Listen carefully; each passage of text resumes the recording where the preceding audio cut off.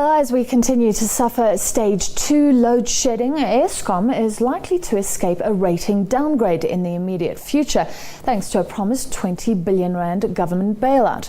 But credit rating agencies are watching the parastatal. At the end of last year, rating agencies Standard & Poor's and Fitch affirmed Eskom's credit ratings, but with negative outlooks. Now, on one scale, Eskom is only one grade above so-called junk status. That means a further downgrade will push it into junk or sub-investment grade, which means many large international funds won't even be able to lend Eskom cash. Low ratings also affect the interest paid while Eskom's debts pile up. Government's 20 billion rands assistance for Eskom is said to be a drop in the ocean, but one that is necessary to help it back on its feet. The power utility needs about 200 billion rands to stay afloat, and with just a few weeks left before Minister Nhlanhla Nene's budget speech, economist Thabile Uka says ratings agencies will follow the finance minister's response to the crisis closely. Eskom could be in a safe position for now, depending on what happens at the budget in February, end of February. But I do think that Minister Nene will announce that there is funding available for Eskom.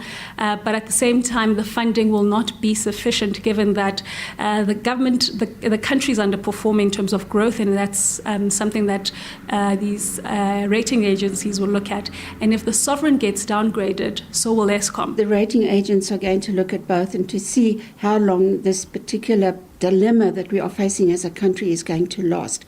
But they are, as other analysts have indicated, very aware that the South African National Treasury knows that Eskom is a critical aspect of the South African economy.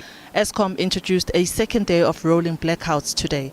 It implemented stage 2 of load shedding, which allows for up to 2,000 megawatts of power to be shared on the national grid.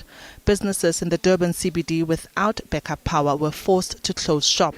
The Durban Chamber of Commerce says load shedding is crippling production.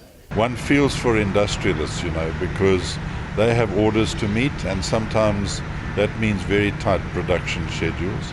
And if those schedules are disrupted by power outages, then it's very difficult for them. What do they do with their workers in the middle of the day for 2 to 2.5 hours, for example? There's a lot of inconsistency coming through from management at Eskom. We're told that there will be no rollouts of blackouts, and then the next thing, there's an area that has got no electricity, which is a big concern. And as someone who has loaned money to an entity like that, you keep wondering if maybe there is some information that is being diluted in terms of quality. The power utility says it will hike its prices on days when the system is expected to be under severe strain in an effort to reduce demand. In a statement on its website, it says that customers will be given a 24-hour notice and that this will be implemented on no more than 17 days in the year. Diabo Seto, SABC News, Johannesburg.